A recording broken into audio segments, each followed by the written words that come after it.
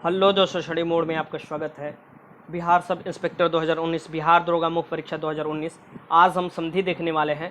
संधि बहुत ही महत्वपूर्ण चैप्टर है आपके सामान्य हिंदी के लिए, जो पेपर 2 है बिहार दरोगा मुख्य परीक्षा में। और जहां नहीं समझ में आए वीडियो वहां पर रोक कर दोबारा देखिएगा। देखिए, संधि में तीन टाइप के क्वेश्चन बनते हैं। तीन टाइप के क्वेश्चन कैसे बनते हैं? जैसे या तो संधि विच्छेद कर दे देगा और पूछेगा कि ये दोनों जुटते हैं तो क्या बनेगा। जैसे विद्या धन आले दे देगा और ये बनेगा तो क्या बनेगा? विद्यालय बनेगा, ऐसे दे सकता है। या बोल सकता है कि जो विद्यालय है इसका सही संधि विच्छेद क्या है। या तो संधि दे सकता है या संधि विच्छेद दे सकता है। और तीसरे में क्या दे सकता है कि इसे पहचानिए कि ये कौन सा संधि है, ये पहचानिए कौन सा संधि है। और तीनों तरीका से बाकायदा सवाल आपका बनता है। इस वीडियो में हम क्या देखेंगे कि सबसे पहले हम लोग पहचानने जानेंगे। आगे का जितना भी वीडियो एक आएगा और वीडियो, उसमें हम पहचानेंगे कि कौन कौन संधि है। अगर आपको पहचान ले रहे हैं तो साथ में आपको संधि विच्छेद बहुत ही आसान हो जाएगा। ठीक, और इस वीडियो में हम पहचानने के लिए देखेंगे और फिर मैं आपको दोबारा कराऊंगा जब वीडियो, ठीक, ये संधि विच्छेद पर, तो उसमें हम संधि विच्छेद का अलग से लाएंगे। ये मात्र संधि का होगा और संधि विच्छेद का आपका अलग से आएगा। ठीक, तो इसमें हम देखेंगे कि ये कौन सा संधि है, क्योंकि ये छोटा वीडियो मैं बना रहा हूँ कि जल्दी से आप रिवाइज कर ले, क्योंकि संधि जो होता है बहुत लोगों को आसान नहीं लगता है। लेकिन मैं ऐसा बताऊंगा जो कि आज से आपको कभी भी क्वेश्चन आएगा तो आप आराम से कर लीजिएगा। जैसे संधि होता क्या है, देखिए मैं इससे पहले समास पढ़ाया था। समास में मैंने क्या बताया था? समास में बताया था कि दो शब्दों का मेल होता है। और संधि में जस्ट क्या होता है? दो वर्डों का मेल होता है। और वर्ड भी कैसे मिलते हैं तो यहाँ पर देख लीजिए।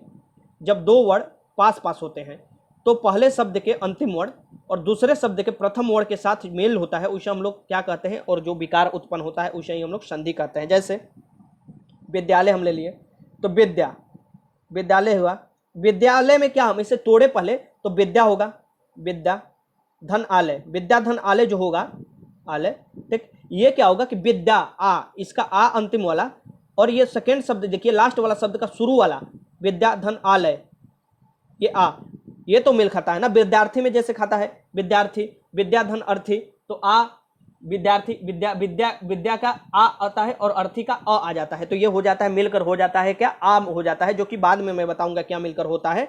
आज हम देखेंगे प्रकार, देखेंगे ऐसे ही एक संधि होते हैं। ये इसमें क्या होता है? वर्डों का मेल होता है। आगे हम लोग देख लेते हैं कि संधि के प्रकार कितने होते हैं, क्योंकि यहाँ से भी क्वेश्चन डायरेक्ट बनता है। कभी भी इग्नोर मत कीजिएगा छोटा छोटा चीज भी, क्योंकि जब मैं संधि विच्छेद बताऊंगा, विच्छेद कर करके विद्यालय को मान लीजिए संधि विच्छेद में कैसे आप लिखिएगा, राजेंद्र को कैसे लिखिएगा, तो उस समय आपको आसानी होगा। ये सब बात जानते रहेंगे। तो सबसे पहले संधि तीन प्रकार के होते हैं। कौन कौन? स्वर संधि, व्यंजन संधि और विसर्ग संधि। तीन प्रकार के संधि होते हैं: स्वर संधि, व्यंजन संधि और विसर्ग संधि। अब यहाँ पर आज हम जो आपको बताने वाले हैं ये स्वर संधि के प्रकार बताने वाले हैं। ये स्वर संधि किसे कहते हैं? जब किसी स्वर वर्ण का मेल किसी दूसरे स्वर वर्ग से होता है तो उसे हम लोग क्या कहते हैं? स्वर संधि कहते हैं। नाम से ही पता चल रहा है स्वर संधि। स्वर मीन्स क्या होता है आपको पता है? दो प्रकार के वर्ण होते हैं, स्वर होते हैं, व्यंजन होते हैं। ठीक, मुख्यतः इसमें स्वर स्वर का मेल होता है तो ये कभी भी बनेगा तो स्वर संधि ही बनेगा। ठीक, तो यहाँ पर आप देख सकते हैं विद्या, इसका आ और इसका अ, ये दोनों का मेल हो रहा है, ये दोनों वर्ण का मेल हो रहा है, तब ये दोनों आपको शब्द का मेल हो रहा है। ठीक, ये क्या बन रहा है? विद्यार्थी बन रहा है। यहाँ पर देखिए विद्यार्थी, ये दोनों वर्ण का मेल हो गया तो एक वर्ण आ गया यहाँ पर आ, और ये बनकर आ जाता है तो यही आ विद्यार्थी हो जाता है। ठीक, तो यहाँ पर ये भी स्वर्ण वर्ण है और ये भी स्वर्ण वर्ण है। तो वर्ण आप कभी भी मिलाइएगा तो शुरू शब्द का, जैसे ये वाला जो शुरू शब्द है विद्या, इसका लास्ट वाला विद्या आ रहा है अंतिम में, और जो लास्ट वाला शब्द है इसका शुरू वाला अ आ रहा है, ये कभी भी देखिएगा स्वर सर होगा तो ये स्वर संधि होगा। अब स्वर संधि के प्रकार देख लीजिए, स्वर संधि कितने प्रकार के होते हैं। सबसे पहले ये भी देखना जरूरी है कि स्वर संधि कितने प्रकार के होते हैं। ठीक, यहाँ पर देखिए स्वर संधि ये कितने प्रकार के होते हैं? 5 प्रकार के होते हैं। यहाँ पर स्वर संधि 5 प्रकार के होते हैं, इनके 5 भेद होते हैं। कौन कौन? दीर्घ संधि, यहाँ पर ऐसे भी बोल सकते हैं दीर्घ स्वर संधि, गुण स्वर संधि, ऐसे अब मैंने बस शॉर्ट में लिख दिया है, वृद्धि स्वर संधि, यड़ स्वर संधि और अयादि स्वर संधि। इसे आप आसानी से समझ सकते हैं। फिर आता है दीर्घ स्वर संधि किसे कहते हैं और इसको कैसे पहचानेंगे कि ये दीर्घ स्वर संधि होगा। बहुत ही आसान तरीका से आप पहचान सकते हैं। ठीक, कभी नहीं भूलिएगा, इस तरीका से आप पढ़िएगा।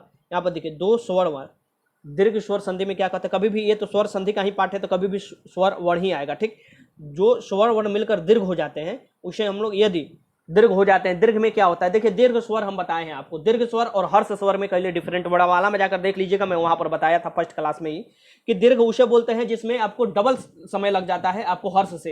हर्ष है जैसे कि अ है, छोटी ई है और छोटी ऊ है, ये अ है, मींस कि इसमें क्या है? हर्ष है और इसमें कम समय लगता है। यही आपको दीर्घ में क्या होता है? डबल समय लगता है। जैसे आ हो गया, बड़ा ई हो गया और छोटा ऊ हो गया, इसमें आपको डबल समय लगता है। ठीक, तो ये आपको जानना जरूरी होता है कि आपको दीर्घ क्या होता है और हर्ष क्या होता है वर्ण में। तो यहाँ पर कह रहा है कि यदि अ आ ई बड़ी ई छोटा ऊ बड़ी ऊ और री के बाद वही हर्ष या दीर्घ स्वर आए तो दोनों मिलकर क्रमशः आ हो, यहाँ पर देखिए अ नहीं, आ है, बड़ी ऊ है यहाँ पर और बड़ी ई है यहाँ पर और री हो जाते हैं।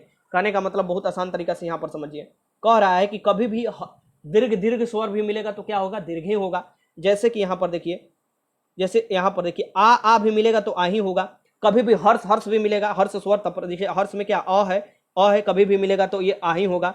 कभी भी हर्ष दीर्घ भी मिलेगा तो वो आपको दीर्घ ही होगा क्योंकि इसका नाम ही है दीर्घ स्वर संधि। और कभी भी दीर्घ हर्ष भी मिलेगा तो यह क्या होगा, दीर्घ ही होगा। इस बात को ध्यान में रखिएगा।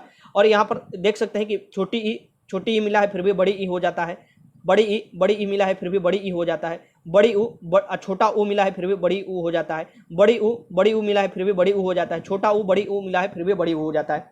ठीक, तो ऐसे आप कर सकते हैं कि इसका नाम ही है दीर्घ तो ये अंतिम में दीर्घ हो जाएगा। देखिए यहाँ पर ग्रीस, यहाँ पर उदाहरण में देखिए गिरी धन इस, तो ये क्या हो रहा है, गिरी इधर से लिखा हुआ है ना, इधर से देखिए इधर से लिखा है, तो ये कभी भी जब बड़ा हो जाएगा ये छोटा वाला ई के लिए इधर से लिखा जाता है। ठीक, अब इसके हर्षई दुर्घई आप पढ़े होंगे ना, हर्षई बड़ा छोटा वाला के लिए होता है, दीर्घई में क्या होता है कि ज्यादा बल पड़ता है तो उसमें क्या हो जाता है, बड़ा वाला ई का उपयोग किया जाता है, इसमें डबल समय लगता है तो इस ऐसे इधर वाला डोला हो जाता है। तो यहाँ पर देखिए इधर वाला ग्रीस में हो गया है।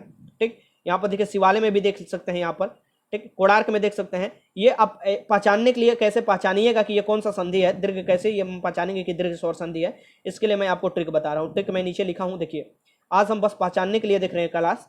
ठीक, संधि विच्छेद में अलग से क्लास कराऊंगा जिसमें विच्छेद करने का तरीका मैं बताऊंगा। यहाँ पर देखिए आ उ ई बीच शब्द में आए तो वो दीर्घ संधि होगा। आ ई उ बहुत आसान तरीका है, हम लोग बचपन में ही पढ़े हैं कि अगर आपको पहचानना है कि ये कैसे पहचाना जाए तो ये आपको क्या करना है, सबसे पहले यह शिवालय उठा लीजिए। शिवालय को क्या बीच में आया, शिवालय, आ रहा है बीच में, आ रहा है, इसकी क्या हो जाएगा, आ किस में आता है, दीर्घ है, दीर्घ स्वर संधि में आता है। ठीक, देवासुर, देवा फिर इसमें भी आ रहा है, ठीक है, इसमें भी ये आ रहा है तो ये हो जाएगा दीर्घ स्वर संधि। ठीक, फिर क्या आ रहा है, कोणार्क, कोणार्क इसमें भी आ रहा है। तो आप देख सकते हैं कि जो जिसमें आपको शब्द में जिस शब्द के बीच में आ उ और ई आए वो आपको क्या हो जाता है, यहाँ पर दीर्घ स्वर संधि हो जाता है। अब इसके बाद आता है, इसके बाद क्या आता है, गुण संधि आता है। गुण संधि के देख लीजिए, गुण संधि का यदि, यहाँ पर देखिए यदि आ के बाद ई और बड़ी ई या ऊ और बड़ी ऊ और री आए तो दोनों मिलकर ए ओ और अर हो जाते हैं। कहने का मतलब क्या है कि आ के बाद कभी भी ई आता है या बड़ी ई आता है तो ए हो जाएगा। आ के बाद कभी भी बड़ा ऊ और छोटा ऊ दोनों आता है तब पर भी ओ हो जाएगा। आ के बाद री आता है तो ये क्या हो जाता है, अर हो जाता है। तो ये बस आपको समझने का है कि क्या हो जाता है, क्योंकि वीडियो रोक कर आप देख लीजिएगा, नहीं समझ में आएगा तो। यहाँ पर देखिए राजा धन इंद्र क्या हो जा रहा है, आ और ई जोड़कर क्या हो जाएगा, ए हो जाएगा। तो यहाँ पर क्या हो जाएगा, राजेंद्र हो जा रहा है। ए के लिए क्या एक डोला आता है, ठीक, यही राजेंद्र हो जा रहा है। वैसे ही सप्त धन ऋषि, यहाँ पर अर, यहाँ पर देखिए सप्त आ रहा है और री आ रहा है तो ये मिलकर क्या हो जाएगा, अर हो जाएगा। तो सप्तर्षि, यहाँ पर देखिए पढ़कर देखिए सप्तर्षि पढ़ा जाता है ना। तो इसे कैसे पहचानेंगे कि ये गुण स्वर संधि है, तो ट्रिक है यहाँ पर ए ओ और अर बीच में आता है तो ये गुण हो जाता है। राजेंद्र, ए आ रहा है बीच में, यहाँ पर देखिए बीच में राजेंद्र बल देखिए बीच में, सप्तर्षि और आ रहा है यहाँ पर, ये क्या हो जाएगा, गुण स्वर संधि हो जाएगा। सूर्योदय, सूर्योदय, तो यहाँ पर क्या आ रहा है, ओ आ रहा है तो यहाँ पर भी हो जाएगा। ठीक, तो ऐसे आप आराम से देख सकते हैं कि ये क्या हो जाता है, गुण स्वर संधि को पहचानने के लिए जब बीच में आएगा ए ओ और अर आएगा तो ये क्या हो जाता है, गुण स्वर संधि हो जाता है। फिर तीसरा क्या होता है, वृद्धि संधि होता है। तीसरा क्या होता है, वृद्धि संधि होता है। देखिए यहाँ पर यदि अ या आ के बाद ए या ऐ आए, ए ऐ आते हैं तो क्या होता है, आपको दोनों स्थान पर ए और ओ या औ आए तो दोनों स्थान पर क्या हो जाते हैं, औ हो जाते हैं। मिस कहने का मतलब यहाँ पर समझिए, ये वाला मेन फंडा है। यहाँ पर समझ ले रहे हैं तो ऊपर वाला आपको नहीं भी समझ में आएगा तो यहाँ पर पहले समझ लीजिए। ठीक, ये कह रहा है कि आ के बाद कभी भी यहाँ पर देखिए अ ही आ लिखा हुआ है, इधर आप देख सकते हैं कभी भी आ के बाद यहाँ पर लिखा हुआ है तो आ के बाद ए, अगर अ के बाद ए आता है तो ऐ हो जाएगा, आ के बाद भी ए आएगा तो ऐ हो जाएगा, अ के बाद ओ आता है तो औ हो जाएगा, अ के बाद औ आता है तब पर भी औ ही होगा, आ के बाद ओ आता है तब पर भी औ ही होगा और आ के बाद औ आता है तब पर भी औ ही होगा। तो यहाँ पर देख सकते हैं कि ये क्या बन जाएगा, लास्ट में ये क्या बन जाएगा, ये इसी सबसे महत्वपूर्ण है ये जानना, क्योंकि जब संधि विच्छेद बताएंगे उसी समय ये काम आएगा। ठीक, तो ये उदाहरण के स्वरूप देख लीजिए, यहाँ पर उदाहरण क्या दिया हुआ है, यहाँ पर देखिए, यह मैं आपको उदाहरण बताता हूँ। ये देखिए उदाहरण है कि सदा धन एव, सदा आ रहा है, मिस की यहाँ पर क्या, सदा धन, यहाँ पर लास्ट वाला बोला ना आ, इसका वाले वाला का लास्ट वाला वर्ण आ और ये इसका ए जोड़ लीजिए तो ये क्या हो जाएगा, ऐ हो जाएगा। तो ये क्या हो जाएगा, सदैव हो जाएगा। ठीक, वैसे एक एक में क्या हो रहा है, एक एक, ठीक, अ आ रहा है एक में, इसी वाला का, और इसके वाला का शुरू वाला एक, ये क्या हो रहा है ए, तो ये भी क्या हो जाएगा, ए ही हो जाएगा, तो एक एक हो जाएगा। ठीक, तो ऐसे आपको पहचानना है। अब ये अब बनेगा कैसे, ये पहचानेंगे हम कैसे? सबसे पहली बात है कि इसे हम पहचानेंगे कैसे कि ये आपको ये ये संधि है। ठीक, ये कौन सा संधि है, ये पहचानेंगे कैसे? तो इसके लिए आपको फिर वही मैंने आपको बताया तरीका। यहाँ पर देखिए, ये आपको क्या करना होगा कि इसके बीच वाला देखिए, इधर देखिए नीचे है, ये देखिए ए और औ बीच में आए तो ये क्या हो जाते हैं, वृद्धि स्वर संधि हो जाते हैं। जैसे कि एकाएक उठा लिए, एकाएक में क्या आ रहा है, ए आ रहा है एकाएक में। ठीक, वनौषधि, वनौषधि को देखिए औ आ रहा है वनौषधि। सदैव, सदैव में देखिए क्या आ रहा है, सदैव आ रहा है ए। तो ये आप देख सकते हैं कि बीच में जो शब्द आता है उसी के अनुसार आप पहचान सकते हैं कि ये कौन सा संधि है। चौथा में आप देख लीजिए, चौथा में क्या होगा, ईयड़ संधि होगा। चौथा में ईयड़ संधि, देखिए ईयड़ संधि किसे कहते हैं। तो यदि छोटी ई, बड़ी ई, छोटा ऊ, बड़ा ऊ और री के बाद कोई भिन्न स्वर आए तो ई का य हो जाता है, ऊ का ऊ मिस के छोटा ऊ बड़ू ऊ मिलकर व हो जाता है, और री का हो जाता है र हो जाता है। कहने का मतलब क्या है कि अगर ई के बाद, यहाँ पर देखिए छोटा वाला ई के बाद अगर अ आता है तो ये य हो जाता है, छोटा वाला ई के बाद अ आता है तो ये भी हो जाता है, छोटा वाला ऊ के बाद अ आता है तो व हो जाता है, बड़ा वाला ऊ के बाद आ आता है तो व हो जाता है, और री के बाद अ आता है तो ये र हो जाता है फाइनली। तो ये इसे पहचानेंगे कैसे, और इस पर उदाहरण क्या है, तो उदाहरण आप देख सकते हैं नीचे दिया हुआ है। उदाहरण क्या है कि अति धन आवश्यक क्या हो जाएगा, अत्यावश्यक हो जाएगा। अति धन आवश्यक मीन्स के अति ई आ रहा है और आवश्यक आ रहा है, तो ये क्या हो जाएगा, ऊपर मैंने आपको बताया था ना, ये क्या हो जाएगा, अत्या, ये क्या हो जाएगा, ई और अ मिलकर य हो जाता है। यहाँ पर मैंने ऊपर बताया था ना, ऊपर देखिए ये ई और अ मिलकर क्या हो जा रहा है, य हो रहा है, दिया हुआ है। तो इसे हम लोग क्या पढ़ते हैं, अत्यावश्यक पढ़ते हैं ना, इसे अत्यावश्यक। खास बात, इसको पहचानने में बहुत ही आसान बात है। ठीक, अनुधन एषण, ये देखिए अनु ऊ आ रहा है और ए आ रहा है, तो ये भी मिलकर क्या हो जा रहे हैं, ठीक, अन्वेषण। ठीक, अन्वेषण वो हो जा रहे हैं, वो हो जाते हैं। अब इसको हम पहचानेंगे कैसे, इसको पहचानने के लिए बहुत ही आसान तरीका है। आधा वर्ड आता है बीच में, कभी भी क्या आएगा, आधा वर्ड आएगा, या शुरू में भी आधा ही वर्ड आएगा। कभी भी जहाँ वो जुड़ता है, जहाँ दो यहाँ पर मिलेंगे उसमें, जैसे कि ये मान लीजिए व्याख्या, व्याख्या में देखिए ये आधा है, यहाँ पर दिया है ना, वी धन अख्या, यहाँ पर दिया ना, देखिए ये व्याख्या में आधा है। ठीक, और यहाँ पर स्वागत भी देख लीजिए, सुधन आगत होता है इसका, यहाँ पर देखिए आधा दिया हुआ है ना, आधा ही आया है इसमें भी। यहाँ पर देखिए या अनुधन एसर, देखिए यहाँ पर ना हो गया है, आधा हो गया है, ये लास्ट वाला। प्रति, यहाँ पर त आधा हो गया है देखिए। तो कभी भी जो शुरू वाला होता है यहाँ पर देखिए आधा हो जाता है। तो इसे तो और भी पहचानना आसान है। इसे पहचानना आसान है कि कभी भी शब्द का जो जिसमें आधा आ जाता है, जो शब्द शुरू वाला होता है उसका आधा आ जाता है, तो वो क्या हो जाता है, ये ऊपर वाला यड़ संधि हो जाता है। ये क्या हो जाता है, यड़ संधि हो जाता है। तो आधा वर्ड आता है तो यड़ संधि हो जाता है, इस बात को ध्यान में रखिएगा। यहाँ पर देखिए ये क्या है, अयादि संधि, आज का लास्ट है इसमें स्वर संधि का, अयादि संधि। देखिए यदि ए ए ओ औ के बाद कोई भिन्न स्वर आए तो ए का अय हो जाता है, और ए का आय हो जाता है, ओ का औ हो जाता है, औ का आव हो जाता है। इसे देखिए समझने में कोई दिक्कत नहीं है, अगर पहले से आप हिंदी पढ़े होंगे थोड़ा भी, तो इसे अगर रोक कर वीडियो देखिएगा और इसे समझने की कोशिश कीजिएगा, सोचने का, तो आसानी से समझ जाइएगा कि आखिर ये होता क्यों है। क्योंकि बस ये बोलने का सब तरीका है, किस तरीका से आप उच्चारण करते हैं और किस तरीका से बोलते हैं।